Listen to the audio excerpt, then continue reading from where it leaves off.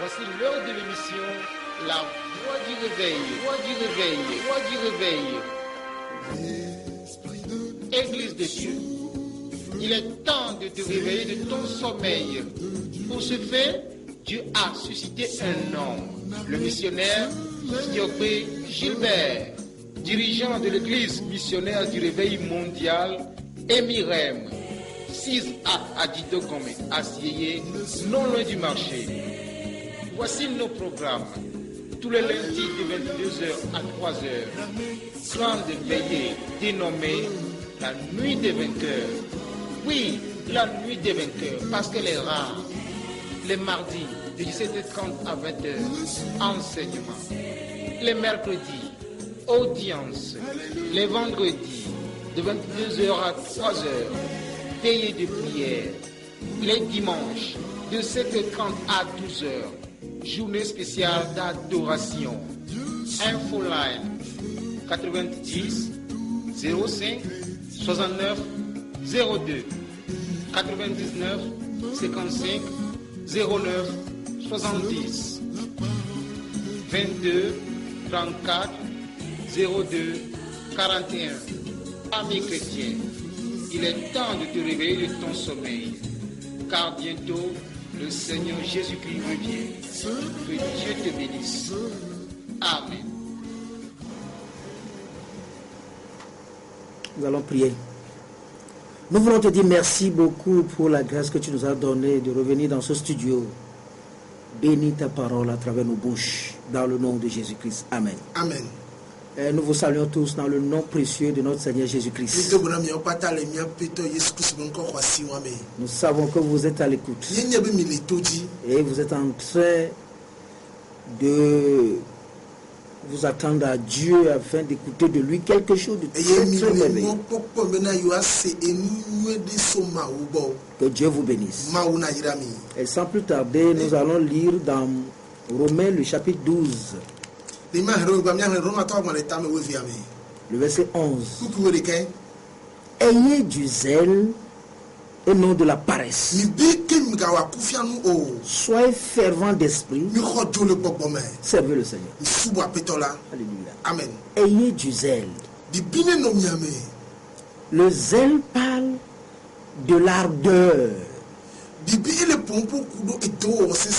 L'ardeur qu'on met dans la chose. Ça parle aussi de l'application. La dévotion. L'application, c'est-à-dire la façon, la capacité de s'appliquer. S'impliquer. La dose de soi qu'on met. Un don total. Un engagement ferme. Le zèle. C'est ça, le Seigneur est en train de recommander. Ayez du zèle et non de la paresse. Tout ce que nous offrons, nous faisons pour le Seigneur sans le zèle est vomi. Il dit, si tu n'es ni froid, ni bouillant, je te vomirai de ma bouche. Donc Dieu a horreur de ce qui n'est pas chaud. Ce que nous mettons dedans, c'est ça Dieu voit. Ce n'est pas notre, c'est pas seulement le service. C'est pas le fait d'aller seulement à l'église. C'est la dose qu'on y met.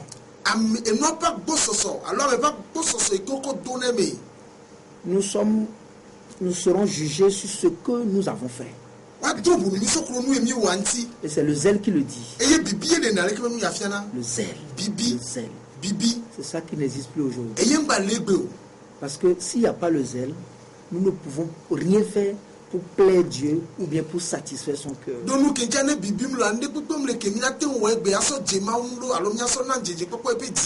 Le zèle dans la prière. Le zèle dans notre engagement pour le Seigneur. Le zèle dans la consécration. Ce qui doit être fait aujourd'hui, Il faut que ce soit fait.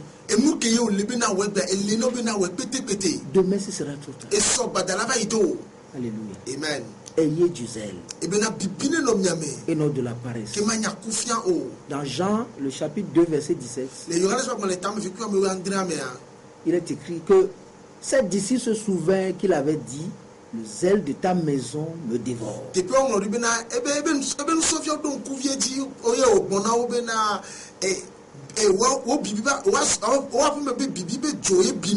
Le zèle de ta maison me dévore.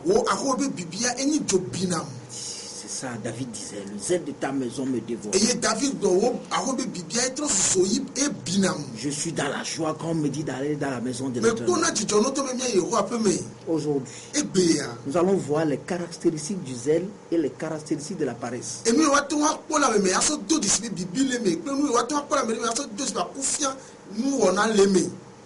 Le zèle, c'est caractéristique. Et la paresse, c'est caractéristique. Alléluia. Amen. Celui qui est zélé, on ne lui dit pas ce qu'il doit faire. Non. Première caractéristique. Il connaît ses devoirs, il connaît ses droits.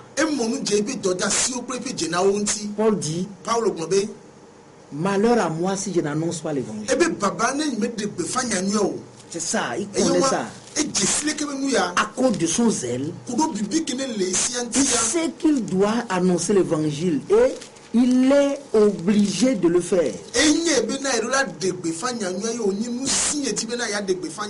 S'il faut qu'on vous rappelle ce que vous devez faire, ça veut dire que vous avez de la paresse.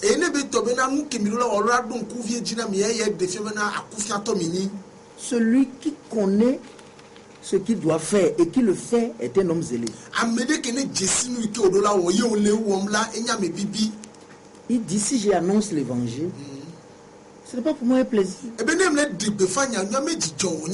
C'est une nécessité qui m'a été imposée. Et malheur à moi si je ne le fais pas. Donc, lorsque vous avez le zèle, on ne vous force pas pour faire le travail. Deuxième chose, si vous avez le zèle, vous allez faire le travail à temps. À temps. Jésus dit: et pendant qu'il est jour, il faut que je fasse les œuvres de mon Père. Parce que la nuit vient où personne ne peut travailler. Le jour. Alléluia.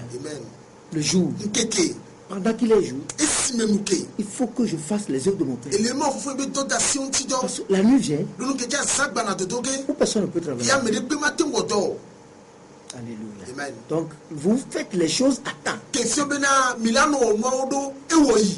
Lorsque vous avez le zèle, vous persévérez. C'est-à-dire ce que vous faites, rien ne vous décourage. C'est le résultat qui compte pour vous. Donc, on dit dans Jean 4, verset 17. Mais Jésus leur répondit: mon Père agit jusqu'à présent, moi aussi j'agis. Dieu n'a jamais fini de travailler. Dieu est toujours zélé. Il est dans le temps et il est dans le travail.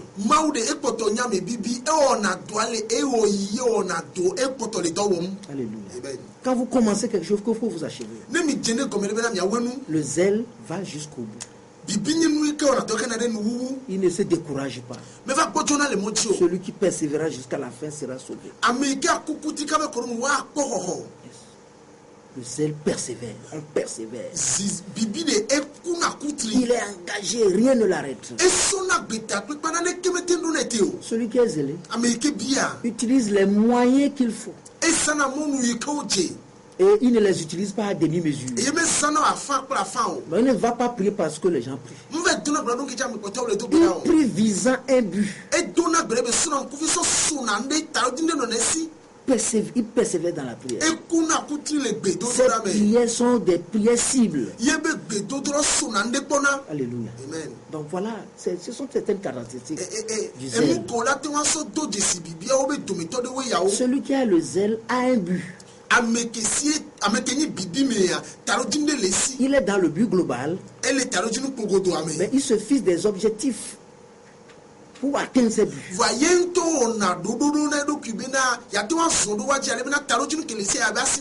Chaque jour, il travaille. Le nombre de temps je dois prier chaque jour, afin d'accomplir mon but à temps. Le nombre de versets ou bien le nombre de chapitres je dois lire dans la Bible chaque jour. Chaque matin, il le sait. Il ne s'excuse pas. Le nombre d'âmes je vais gagner par semaine. Et le nombre de fois je vais venir dans la maison de Dieu. Le nombre de fois je vais visiter les gens. Il est fixé.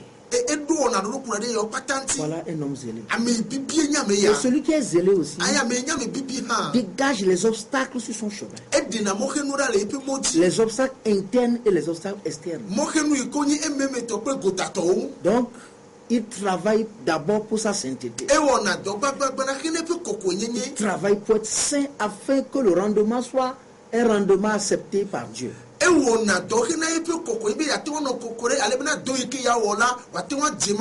Parce que si le péché rentre dans la chose, le zèle va devenir amer. Donc il fait tout de manière à donner à ce zèle-là la pureté qu'il faut. Donc c'est un homme saint, un homme qui hait le péché, un homme qui s'oppose au mal, c'est un homme intègre, c'est un homme fidèle, c'est un homme qui se raconte. Il raconte à lui-même, il raconte à un homme, il raconte à Dieu. Celui qui est zélé travaille pour les performances. Ce qu'il a fait hier, il évalue ça aujourd'hui.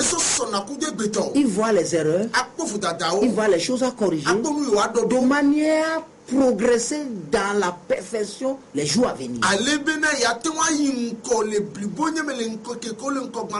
Donc c'est pas le zèle aveugle. Il travaille pour aller de perfection en perfection. Amen. Celui qui est zélé, c'est un homme de vision. Paul dit, moi je tape les mains mais pas battant l'air. Vous connaissez ces choses, hein, Corinthiens et tout ça là. Corinthiens 9. On n'est pas venu pour rester, c'est une nouvelle Bible ici. Alléluia. Amen. Je cours, mais pas comme un aventurier. Donc,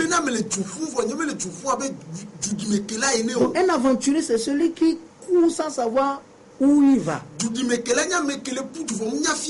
Imaginez-vous, un avion quitte l'aéroport et il n'a pas une piste sûre d'atterrissage. Beaucoup de choses vont lui arriver. Et il peut s'écraser. Il peut manquer de carburant. Tellement de choses. Donc c'est ça la vie de plusieurs personnes.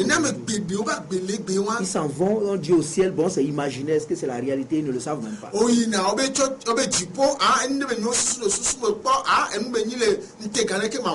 Dieu existe, c'est imaginaire. Dieu parle, c'est une fiction.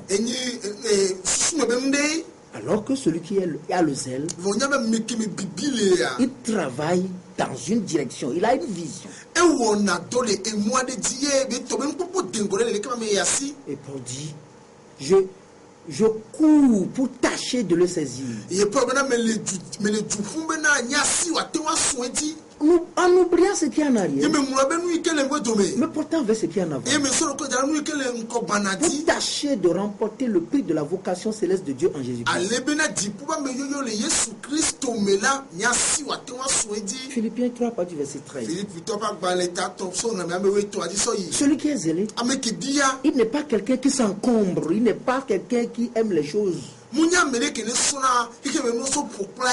Parce qu'il court. Vous voyez les militaires en combat, c'est pas des gens qui ont beaucoup de bagages. Parce que chaque chose que tu portes doit aller contre ton but. Et vous allez les voir seulement avec quelques petites sardines, des paquets de sucre et de l'eau.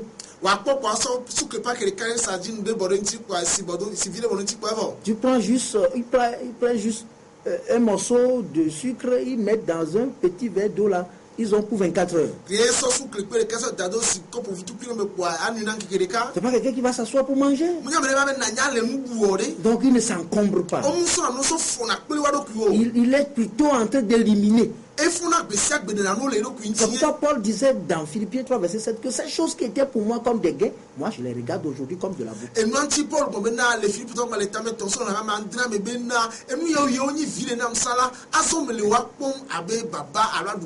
Aujourd'hui, les chrétiens coupent pour avoir. Je veux avoir. Je veux avoir. Seigneur, bénis-moi. Donne-moi plus de monde. Donne-moi plus du monde. Je veux le monde là. Je veux. Donne tout là. Pour que les gens sachent que c'est toi que j'adore.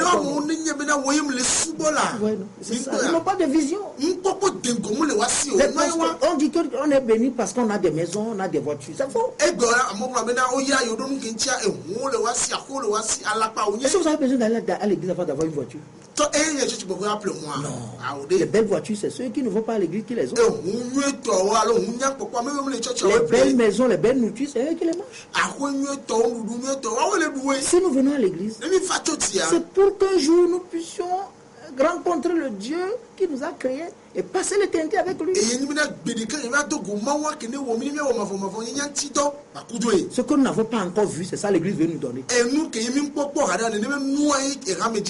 que nous ne verrons jamais autrement, c'est ça Dieu veut nous par Jésus-Christ nous donner.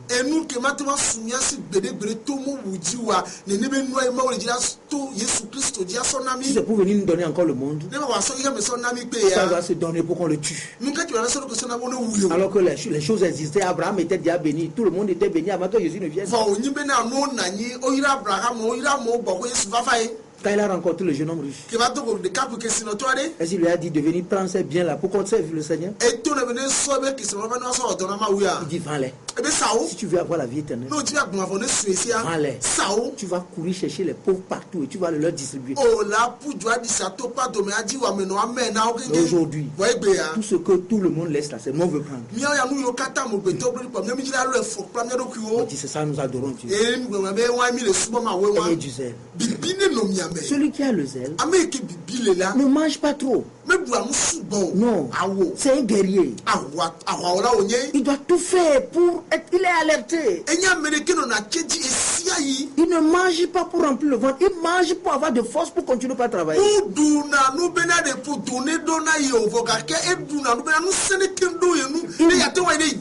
Il veut travailler. Donc il a besoin de la force. Donc il veut travailler dur. Il veut travailler plus que tout le monde. Donc il a besoin de l'énergie. Et il mange ce qui peut lui donner l'énergie. C'est pas celui qui s'assoit autour des plats, il mange le riz, il mange ceci, il remplit le ventre, il boit trop de sucre ou bien de je ne sais pas de vin, et il dit brrrr.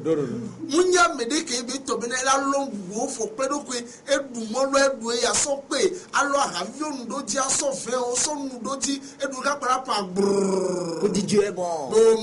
Et il fait quelques prières juste apostoliques là. Et ça va dormir. Non. Celui qui est zélé, il sait que la nuit là, on doit chercher Dieu. Déjà à 16 heures, même il prend une petite bouillie, ça suffit. De manière à permettre à l'organisme d'être disponible. C'est une dévotion. On met la dose de soi dedans. C'est les paresseux qui s'asseyent, qui mangent et ils dorment à côté des plats. Il faut qu'on les réveille des canapés pour qu'ils aillent dormir. La plupart ne prient même pas pour qu'on parle de même s'ils ont lavé, ils se sont lavés.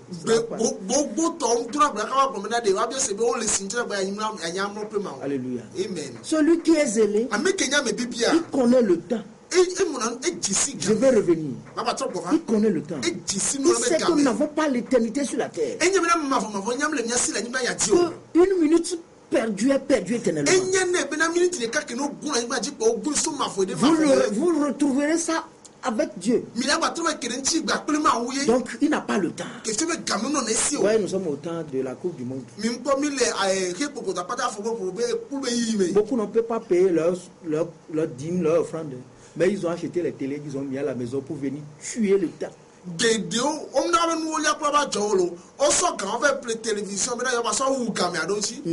Donc ils vont passer, ça fait plus de 8 heures par jour de football. Multiplié par 30. C'est ça, ils vont cotiser pour donner un enfer. En plus de l'argent. Parce qu'ils vont payer le courant. Ils vont réparer les télévisions. Celui qui est zélé n'a pas le temps pour ça. Le temps pour lui est très cher. Celui qui est zélé ne parle pas beaucoup. Si la conversation ne peut pas l'amener à accomplir son but, il n'est pas là-bas.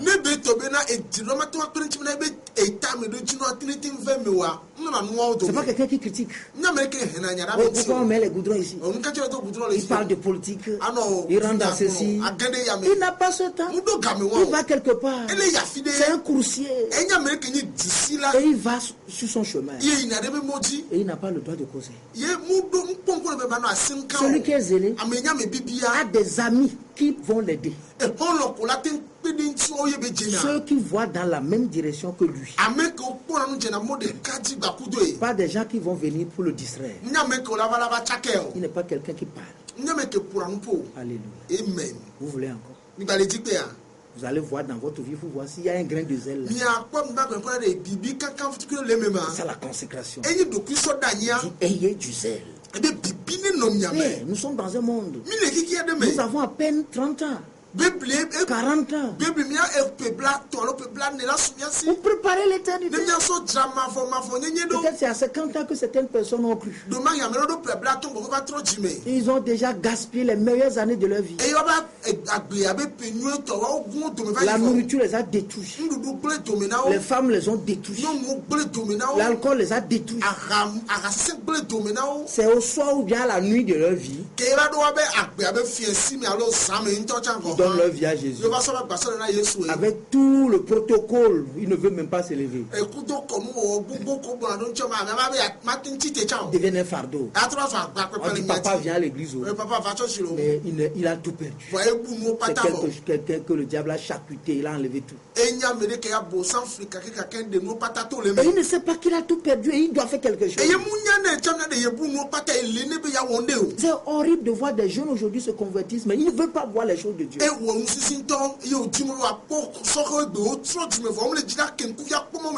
ne veulent pas se lever pour travailler. Je regrette les 21 ans que j'ai passé avant de croire au Seigneur. 27 ans, ça fait bientôt 48 ans. Je me demande, mais si j'avais encore ajouté les 21 ans dans ce que je fais aujourd'hui, je serais allé loin dans le Seigneur.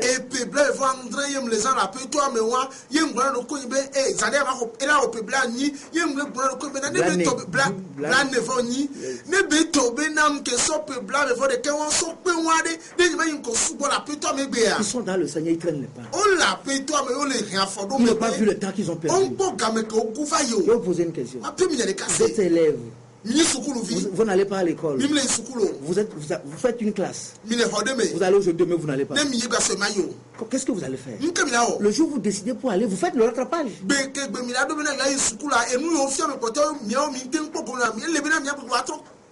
Vous copiez tous les cours. Et vous les apprenez pour être à niveau. C'est dans l'église qu'on voit des gens nonchalants, des gens qui ne comprennent rien. Vous gaspillez le temps dans le passé. Vous venez maintenant pour imposer encore les choses à Dieu. Il doit vous surcharger encore. Dieu, maintenant que tu nous appelles trop, là, nous sommes venus. Mais une voiture devant nous. Mais deux femmes, à gauche et à droite. Il y a une maison derrière. Et avant que nous te suivons. C'est ça, pasteur, prie pour moi. Il n'a pas vu le mal qu'il a fait en gaspillant le passé.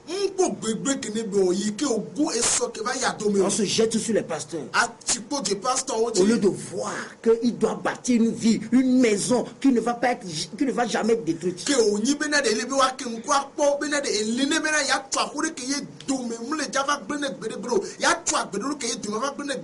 Il continue pas à prendre le monde.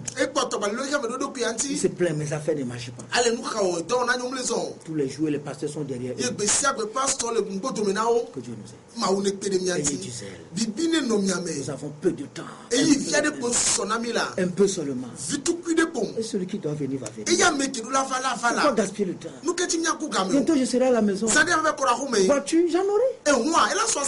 Au ciel, il y a tout. Tout est en or. Tout est en cristal. Tout est en sardoine. Tout est en yacé. Tout est là-bas. Bientôt je serai à la maison. Mais si ce n'est pas ma maison.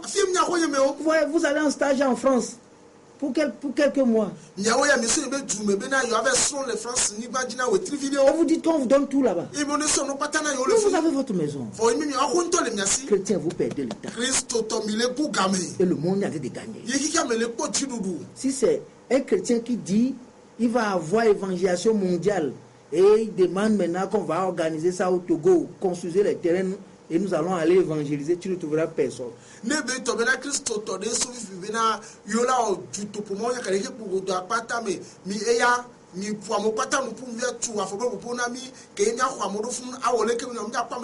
Non. Les gens sont sous la pluie, ils sont contents. Quand le diable dit, hey, faites tout le bon coup. Quand le Dieu créateur dit, faites, tout le monde se retire. Et les quelques peu d'enfants de Dieu là qui existent encore se joignent à eux.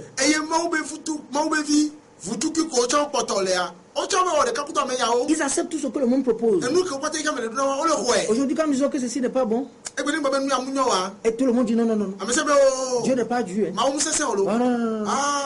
Tout le monde le fait. Pourquoi on ne fait pas? Ouais, non. Donc, nous supportons le monde. Il n'y a pas une vie qui juge le monde. Il n'y a pas une vie qui met le monde à nu. Nous n'offensons pas. Au milieu des gens, tout le monde applaudit. Vous pouvez aller à une table, on dit c'est anniversaire, on met Godot, jean là, et tu es assis, chrétien, et en train de dire Dieu est bon. Est-ce que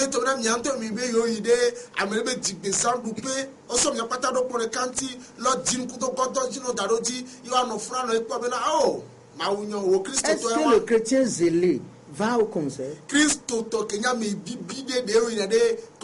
va au pique-nique. Est-ce qu'il va aux anniversaires? Il n'a pas le temps. Pourquoi nous sommes aujourd'hui? Zélé. On n'a pas le temps de parler de la paresse aujourd'hui. C'est une autre démonstration. Parce que les paresseux sont engagés à faire le coup d'état à Dieu. Pour établir le règne des nonchalants. Et la plupart des pauvres aujourd'hui que nous rencontrons sont des paresseux. Beaucoup sont des pasteurs, mais ils sont des paresseux. Ils ne peuvent pas s'asseoir, ils ne peuvent pas aller devant Dieu, prier 5 heures. Ils peuvent bavarder toute la journée. Être un homme de Dieu, c'est du travail. C'est la diligence, c'est la capacité de se donner et de donner.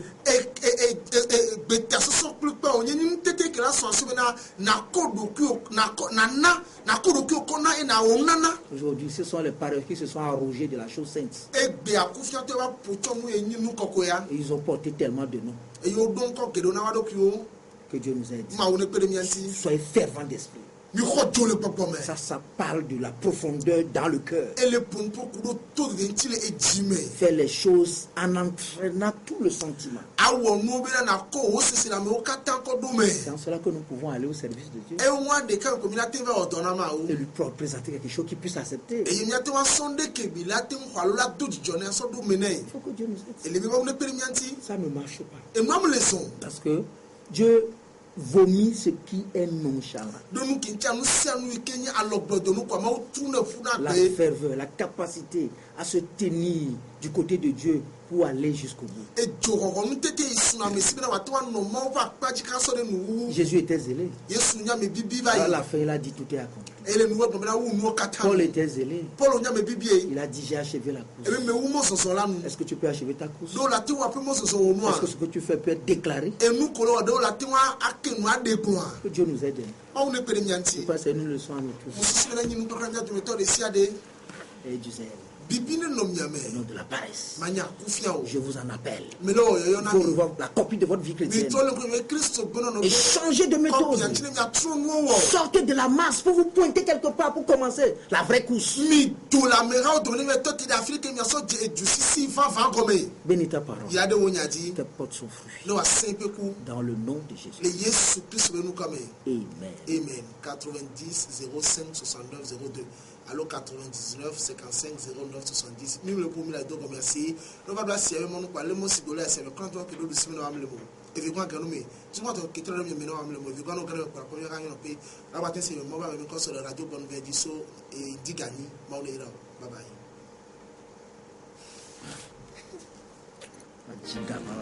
C'était votre serviteur, le missionnaire Fiogwe Gilbert. Merci et à bientôt.